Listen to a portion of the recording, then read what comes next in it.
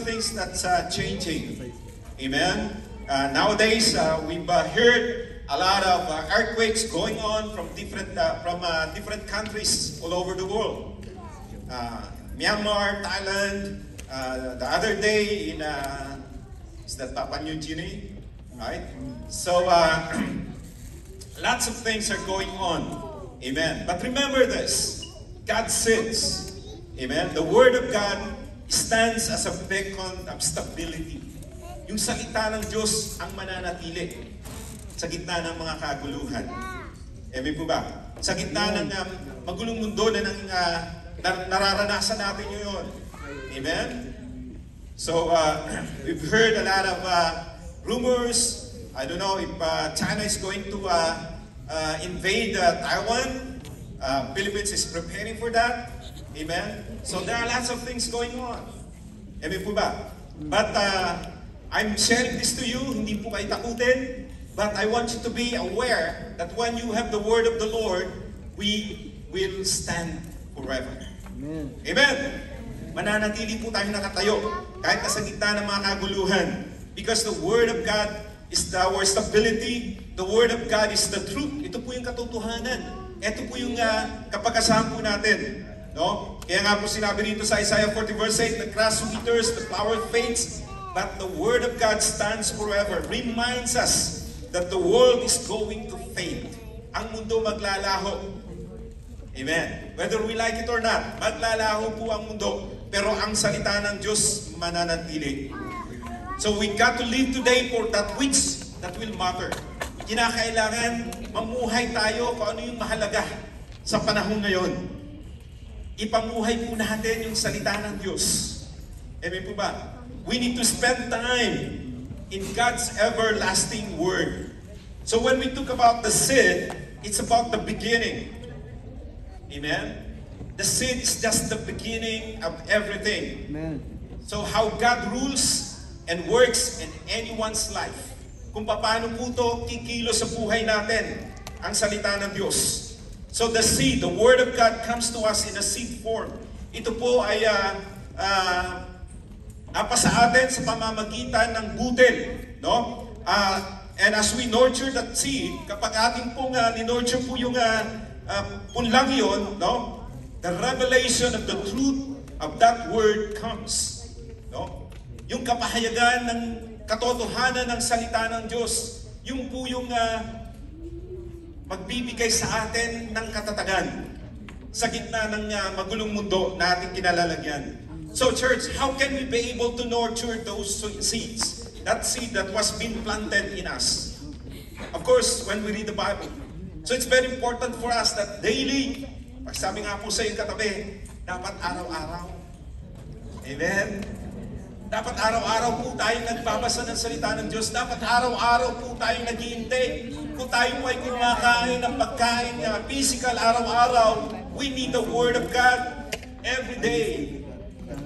Amen. Those reading the Word will nurture that seed. No? Let us read it with hunger. Kinakailangan meron po tayong kauhawan. Mauhaw tayo sa salita ng Panginoon. Now that when you wake up in the morning, you are so hungry for the Word. I say, God, I need your revelation today, God. You'll be facing another day, another challenges. You need the Word of God. You're going to work. There are lots of challenges at workplace. Amen. Maybe your leadership, you have some trouble with your leadership in the workplace. And yet, when you got the word of the Lord, you will stand forever. Mananatili po tayo nakatayo. So, we need to get hunger for the word to take that truth rooted down into our hearts. Kinakailangan maugat po yung salita ng Diyos sa puso po natin. Amen? So, when we read it with the heart, no, the soil of our heart is ready to receive the Word. Amen. Hallelujah. So, ito pong butil na ito is something you have been given that will create for you what God has promised. Kung ano po yung pinangako sa atin ng Panginoon, ito po ay kanyang lilikhain sa ating buhay. So, today, I'm going to give you some seeds for us to sow. Ano po yung mga butil na kinakailangan nating itanim? Number one is the enduring nature of God's Word. In Matthew chapter 23, verse 25, it says, heaven and earth will disappear. Katulad po ng sinabi kanina ng ating worship leader. No? Heaven and earth, Sister Juliet, heaven and earth will disappear, but my words will never disappear. So the permanence of God's word provides us with a foundation that remains unshaken. Mananatili po to kahit nasa gitna ng mga shaking that's going on. Japan is preparing for the big one. Amen. And according to the study, around 300 to 600,000 people will die when Japan will be hit by the strong earthquake or even the eruption of Mount Fuji. Amen. But then, the permanence of God's word provides us a foundation that remains unshaken despite the changing circumstances of our life. So, ito po ay nananawagan sa atin. This calls us to build our lives on the teaching of Jesus. Amen? Ito ang panawagan sa atin. Kinakailangan maitatag tayo sa katuruan ng ating Panginoong Jesus, knowing that they will endure forever. Dapat nananatili tayo doon sa katuruan ng ating Panginoon. Dahil God's Word stands firm, guiding us through the storms of life. Kanina inaawit natin yung in Christ alone. Amen? Despite of the storm, we will remain standing. Why? Because we are rooted in the Word. Amen. Tayo po ay nanatiling nakakabit sa salita ng Diyos. Amen. So first thing, when we sow the Word, when we sow the seed, what I'm saying, we have an access. Because success is the seed of opportunity. And of course, there is battle on the other hand. Though God is giving us an opportunity, but the battle is the seed for us to be able to gain territory. Amen. So there's an access for us to get an opportunity, but on the other side of the coin, even though there's battle, because life is like battles and blessing. Hello? Amen po ba? Ang buhay po natin ay battle and blessing. Amen. You've got to fight for it. Kinakailangan pinaglalaban mo ang salita ng Panginoon.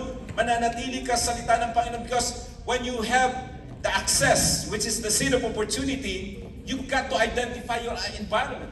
Kinakailangan titinan mo yung environment mo that God has given you an access to. No? In your workplace, you have an access, you have an opportunity. You're given through the Word of God the anointing for you to be able to be ambassador in your workplace. Hello? Amen?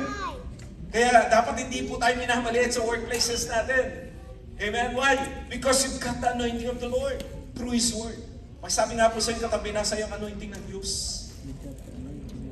But you've got to remain in the Word. Mananatili ka dapat sa salita ng Panginoon so that you can have an access for that seed of opportunity in your life. Your current difficulty may give you an access for an opportunity. Minsan, inaalaw ng Diyos yung mga suffering, mga trials sa buhay natin, but it's an opportunity for us to grow in the Lord. It's an opportunity for us to learn more from God how we could have been able to face all these challenging times in our life, all these difficulties that we're facing. As I've said, the battle is the seed to gain territory. The presence of the giant is the proof you have entered a new territory. When you face a giant, amen, kapag nakakarap tayo ng mga giant, what are those giants? Giants of problems, giants of financial difficulties, the giants of work, employment difficulties, or whatever kinds of giants that you have. But those presence of giants that we're facing in life is the proof that you are entering a territory. Take a look at what David did in 1 Samuel chapter 17, verse 49. Amen? He just took the stone. That stone is the seed that the Lord has given him. Amen? That he used it, no? Para tiradurin yung kanyang giant na kalaban. Amen po ba? So, every seed that the Lord has given you is a seed for you to access as an opportunity and for you to be able to gain a territory in the midst of the battle that you're facing in life. Hello? Are you still there? Are you getting me? Amen po ba? Second thing is the unchanging truth of God's Word. What is the unchanging truth of God's Word? In Psalm 119 verse 89 says, Your eternal word, O Lord, stands firm in heaven. So God's word is firmly fixed in heaven, unaltered by time or circumstances. Ano man ang nangyayari dito sa mundo, nananatili yung salita ng Diyos doon sa kalangitan. In a world where promises are often broken, dito sa mundo natin na maraming mga broken promises, amen? Marahil sa mga loved ones natin, marahil sa mga bosses natin, amen? Your boss might tell you that I'm going to promote you, but then it was been broken, hindi ka naman na-promote, amen? So, tandaan po natin, God's promises remain steadfast. Mananatili po yun. Kapag pinanghawakan natin ang salita ng Diyos, it will come to pass. Hello? Amen. Amen. It will come to pass. Hallelujah. We can trust in God's promises knowing they will never fail. Mananatili po tayong patuloy po nating panghawakan ang pangako ng Diyos. Sapagkat kapag pinanghawakan natin ang salita ng Panginoon, amen, kahit na ngayon hindi mo pa nakikita ang katotohanan, pero ang katotohanan ng salita ng Diyos ay mananatili. The only thing that you have to do is to hold on, to embrace the truth of the Word of God, the truth of God's promises in our life. When the Lord told you that I'm going to bless you, He will bless you. Hello? Amen. God is true through His promises. Totoo ang Diyos kapag nangako. Hindi katulad ng tao. Amen po ba? Pero kapag tayo po ay nananatili sa salita ng Panginoon, kahit na dumara tayo sa mga sekining ng buhay natin, kapag pinanghawakan natin ang salita ng Panginoon, that the truth of God's Word will remain forever, mananatili po yun. Hindi sasalta ang salita ng Panginoon. So, the next 3 to 4 seed that I'm going to share with you is about thankfulness and confrontation. Thankfulness is the seed for joy. You know, there are times in our life that we've been experiencing challenges. But be thankful for challenges in life. Amen? We need to be thankful. Hindi lang po tayo nagpapasalamat kapag may mga blessing. Even when times of battles, you have to thank the Lord. Why? Because the Lord is teaching you how to face battle in life. Amen. Confrontation is also the seed for change. So you got to find something to be thankful for. Araw-araw dapat meron tayong bagay na pinapasalamat sa Panginoon. Paggising pa lamang natin sa umaga, salamat Panginoon, meron pa akong hininga. Amen? You can still be able to stand. Salamat Panginoon, meron ka na namang pagpapalang nakalaan para sa akin sa araw na ito. Amen po ba? Kahit na sa pagtayo mo, parang feeling mo, nangihina ka, physically, you feel like you're so tired because of your hard work. Amen? And you got to look, to find ways to thank the Lord for. God, I want to thank you that you sustained me with strength last night. And today, another strength is there. And it comes from you. Kung wala yung kalakasan ng Diyos, hindi ka na makatatayo. Hello? Amen po ba? Maraming bagay tayong mapagpapasalamat sa Panginoon. And thankfulness is the seed for joy. Kaya nga, kapag dumaraan ka sa mga challenges ng buhay, amen, physically, nangihina ka o nagkakasakit ka, be thankful to the Lord. Amen. Why? Hindi ka papatay. Maliit na karamdaman lang yung nararamdaman mo. Amen po ba? Even when the doctor told you that you have a terminal cancer, as long as the Lord says, this is not the end of your life, you need to be thankful for to the Lord. Hello? Why?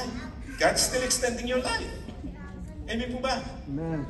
And when you look for a room to give thanks to the Lord, I do believe that the Lord is going to extend more and more of your life. Amen. Take a look. Why I said that thankfulness is the seed for joy, because despite of all the challenging times that you're facing in life, amen, yung joy, yung po yung nagpapagaling sa puso natin, are still there. Amen. Pasinin niyo po, kung yayakapin niyo yung karamdaman ninyo, masakit ang ulo ko, masakit ang puso ko, dito pa lang, dyan yung naawakan ko. Amen? Masakit yung puso ko. No? Embrace those things. The more, you will be in trouble. Hello? When I said thankfulness is the seed for joy, despite of the pain, God, I'm so, it's so hurting, so painful, but Lord, thank you that in the midst of all this pain, in the midst of all these hearts, I thank you, Lord, because you are my healer. Amen. And all of a sudden, the Lord will change your atmosphere. Babaguhin ng Diyos yung atmosphere ng buhay mo. Amen. Instead na nagre-reklamo ka sa sarili mo, amen, you get to look for a room to give thanks to the Lord and say, God, thank you. Hindi lamang po tayo nagpapasalamat dahil meron tayong natanggap na pagpapala. May nagbigay sa iyo ng pera. May nagbigay sa iyo ng ari-arian, ng bahay, ng lupa. Amen? Hindi lang po sa ganoon. Kahit na meron tayong mga karamdaman, kahit na layoff tayo sa trabaho, be thankful for. Marahil sinasabi ng Panginoon, kaya kita tinanggal dyan sa trabaho yan, may maganda akong trabaho ibibigay sa iyo. Mas higit doon kaysa sa dating trabaho mo. Hello? Amen po ba? So, we have so many ways to thank the Lord for. When we just know how to sow the seed that the Lord has planted in our lives. Kung alam po natin yung budel na binigay sa atin ng ating Panginoon, kung paano po natin yung ipupunla, itatanim, amen? And paano to tutubo sa ating buhay. Amen? So, confrontation is also the seed for change. Anything you don't confront you, you will never conquer. Minsan, takot po tayo mga Pilipino sa confrontation. Right? Takot tayo, umiiwas tayo sa confrontation. But then, if you learn that the confrontation is the seed for change, how God's gonna change your environment, how God gonna change your atmosphere, you got to learn to be confronted. Hello? Because when you are confronted in your situation, God's gonna change your situation into a better one. Hello? And it's true when we know how to plant that seed and to nurture those seeds that God has given us. Third thing, the life-giving power of God's Word.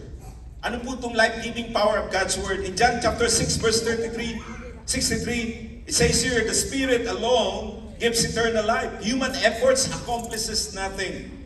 And the very words I've spoken to you are spirit and life. So, take a look when Jesus speaks to His disciples. Amen? Jesus is with His disciples during His time when He was here on earth.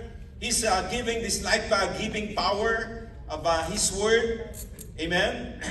And what Jesus did is He contrast the limitation of human effort. Ano yung limitation natin mga tao, bilang tao? We're limited. And pinakita niya rito yung pagkakaiba ng limitasyon ng tao at yung transformative power ng salita ng Panginoon which is infused with the Spirit. No? Ito po ay in-infuse sa atin sa pamamagitan ng Espiritu ng Diyos. No? And through that Spirit of God, it brings life to us. Amen. Kaya nga po, when the Word of God was being infused into your life, it changed you. Nagkaroon po tayo ng transformative power sa ating buhay. Pansinin niyo po yung katabi ninyo. Sabihin mo, ibang-iba ka na ngayon. Amen? When you are rooted in the Word of God, binabago tayo ng Diyos. Hello? That's true. It's the Word of God that will transform us. Amen po ba? Ang salita ng Diyos ang nagbabago sa ating buhay. Hindi tayo kayang baguhin ang magulang natin. Many times our parents is telling us, do this, do that, don't do this, don't do that. But we never listen. Right? Huwag kang maninigarilyo. Sabi ng magulang mo. Huwag kang susugal, huwag kang iinom. But we never change. We go our own ways. But the Word of God, the moment you have the Word of God is infused into your heart, all of a sudden, yung dating maninigarilyo ka, yung dating manginginom ka, yung dating addict ka, amen? the Word of God is has a transformative power over us to change us. Amen. Sino po yung mga dating adik dito? Huwag niyo na itaas ng kamay ninyo. Binago kayo ng Diyos. Amen. Hallelujah. Hindi na kailangan makita yung kamay ninyo. But then, the Lord changed us. Amen po ba? Honestly, ako po, nagpariwanag po ako nung ako'y binatilyo pa. Tawag po namin nung araw pa namin, chungki. Right? That's the word that we use. And my mom is always telling me, don't use drug, don't play games. Magaling po ako mag-mahjong nung araw. Hello. Papaalam ako sa nanay ko, may patay sa kabilang dako, pero magmamahjong lang ako magdamag. Kikilamay. But then through the Word of God, through the transformative power of the Word of God, it changed me. It changed us. Amen po ba? Amen. Kaya nga po, kailangan po natin yung salita ng Panginoon kasi ito yung nagbabago sa ating buhay. Amen. Yung dating buhay mo, magulo, ngayon, because of the Word that was been infused into your life, it changed your life. Amen. Hallelujah.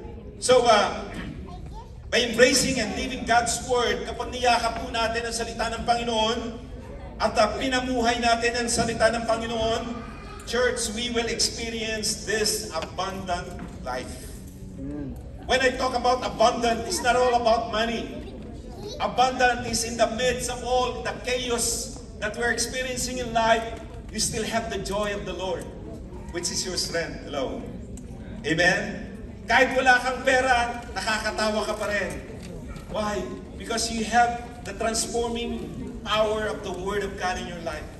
Pakitapit nga po yung katabi. Huwag kang mag-alala sa pera. Hayaan mo ang pera nag-aalala sa iyo. Amen po ba?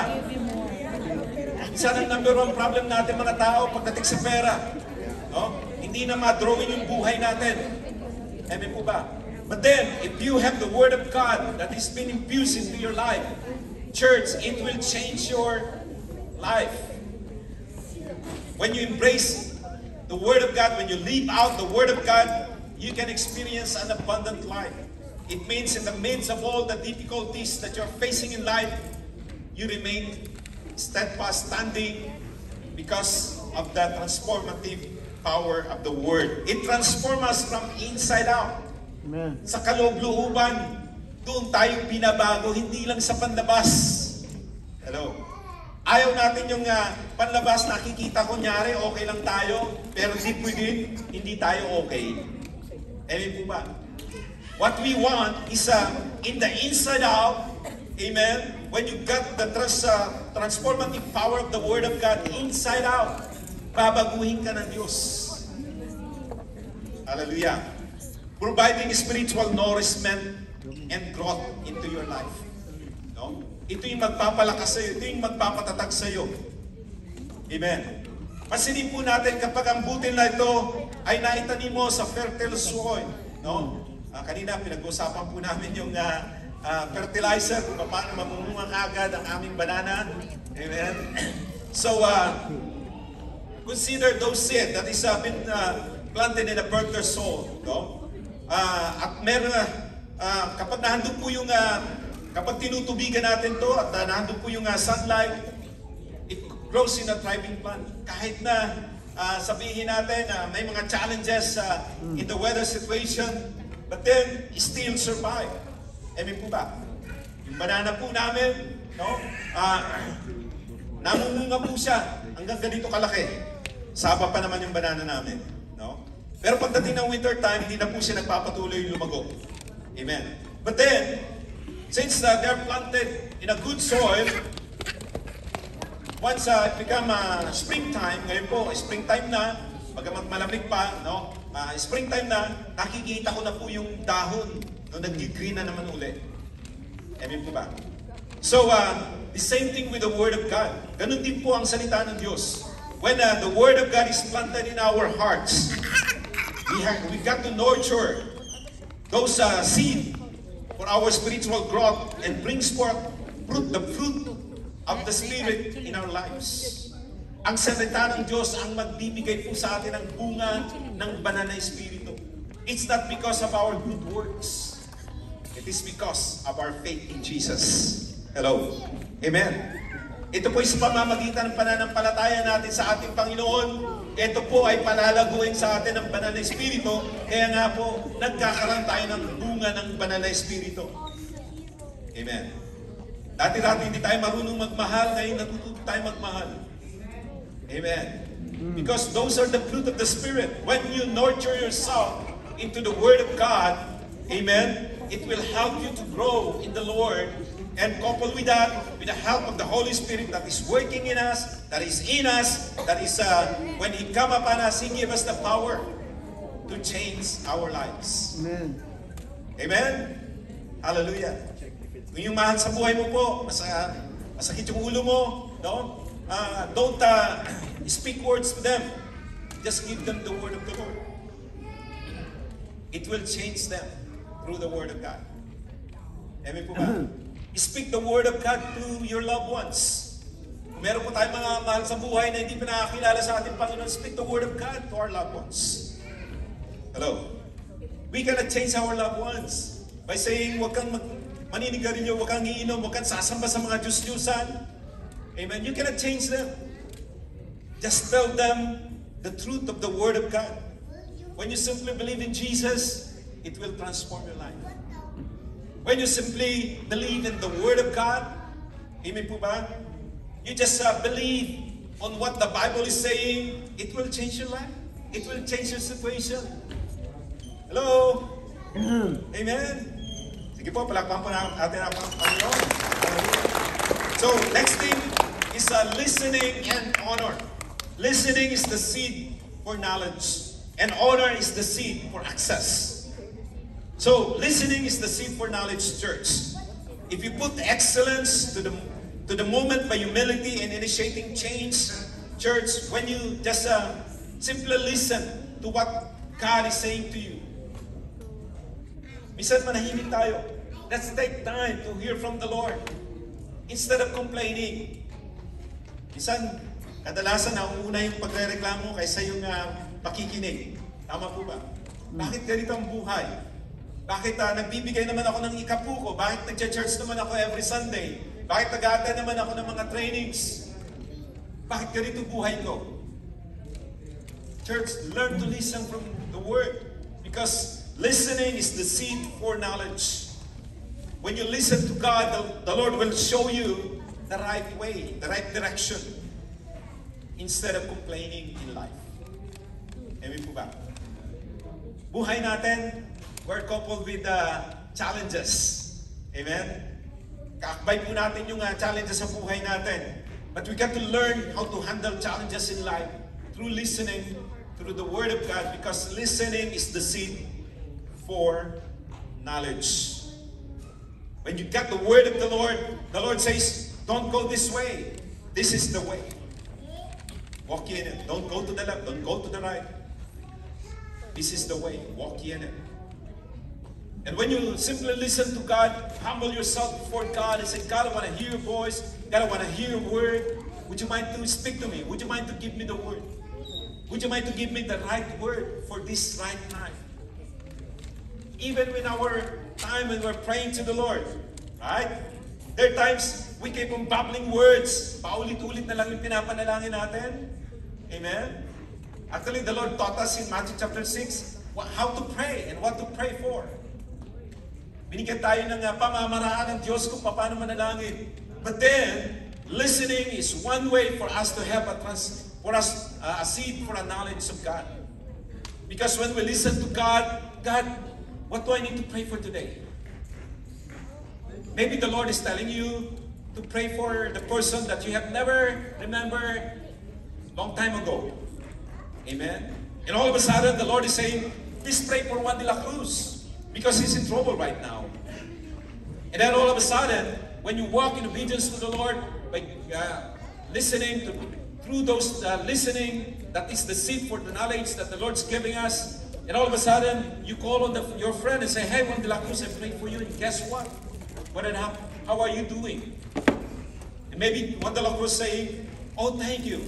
What time did you pray for me? I prayed for you 2 o'clock in the afternoon. Oh, that's a time when the big stone is about to fall off on me. No? Babagsak sa ano yung bato sa ulo ko, malaking bato. But then, I was moved by the Spirit of the Lord. When I was moved to move forward, and all of a sudden, nakaiwas ako doon sa pagguho ng batong yun. And it's because you walk in obedience to the Lord when you hear from God. Hello? Amen? Kaya napakalaga po yung nakikinig po tayo ng tinig ng ating Panginoon. Honor also is the seed for access.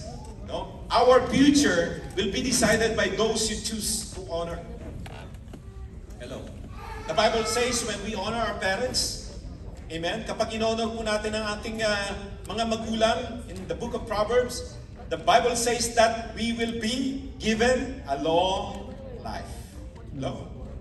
Sino po sa inyo gusto mamuhay ng mahaba? Amen. Taon. Amen po ba? Sabi sa iyo ng Panginoon, I'm gonna give you 300 years to live. Amen. Hallelujah. Church, when you honor your parents, kahit na minsan may mga magulang tayo na sabi natin, hindi ko gusto yung magulang ko kung paano niya ako pinalaki. You have no reason to complain to your parents. But you got to honor your parents. Amen. You got to honor the person whom God has placed His anointing. Hello? Are you still there? Amen? Kayo yung mga magulang po natin, sila po yung unang inanoint ng Diyos para sa atin. Amen po ba?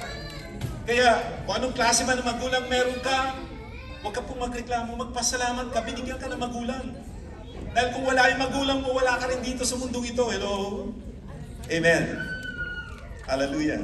But when you honor your parents, no matter who and what is his character, ano mang katangian ng magulang natin, no? When you keep on honoring your parents, the Bible promises that we will be given a long life. Amen. So, honoring is the seed for access. Same thing with the government. Amen. We got to honor our government. Kung sino po yung tinalagaan ng Diyos na namumuno sa gobyerno natin, magpasakot po tayo. Amen. Yung Prime Minister natin dito, no? Magpasakot tayo sa Prime Minister natin. Huwag tayo nagre-reklamo. Hindi maganda tong Prime Minister natin. Hindi katulad nung dati. Never complain. You got to honor. You got to be submissive. Amen. Presidente natin sa Pilipinas, nabudol ka man, you got to honor him. Hello? Amen po ba? Hindi tayo dapat nagre-reklamo. Marami tayong makikita sa Facebook, nabudol ako ni BBM. Amen. Eh problema mo, binuto mo siya. Amen po ba? So you don't need to complain. You just have to obey. You just have to honor him because he was the one that is anointed by God to be our president. Hello? Amen po ba? To our pastors here, yung pastors po ninyo rito, Pastor Ron, Pastor Jerwell, you got to honor them. Yung leadership natin, you got to honor them. Why? Because when we submit to those people that God has placed their anointing to, ayun po yung pangako sa atin ng Panginoon. It is the seed for access. Amen. It means God's gonna give us a long life. God is gonna, our future is decided by the people that whom we honor. And last thing I want to share is about the transformative power of God's Word. Amen. In Colossians chapter 3 verse 16, let the message about Christ in all its riches fill your lives. Teach and counsel each other with all the wisdom He gives. Sing psalms and hymns and spiritual song to God with thankfulness, with thankful hearts, what I'm saying. Amen. So, the Word of God not only transforms us individually, pero it has a profound impact in our communities. Amen. So ito po, ginawa ni Paul, he encouraged the Colossians to let the message of Christ dwell among them richly. Ito po yung encouragement ni Paul sa mga taga-Colossians. that the message of Christ dwell among them richly, emphasizing the importance of teaching, counseling, and worshiping together. Amen.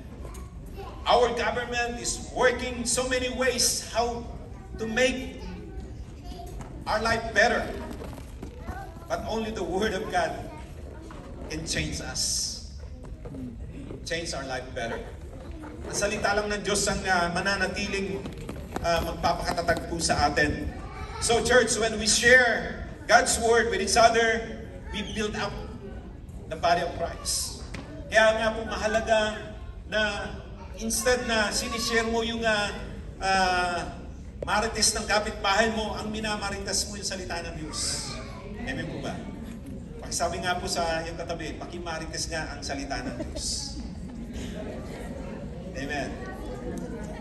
Kaysa imarites po natin yung mga, I'm so discouraged today, I'm so disappointed today, I'm not blessed with that, I'm not blessed with those people, blah, blah, blah. Amen. Why not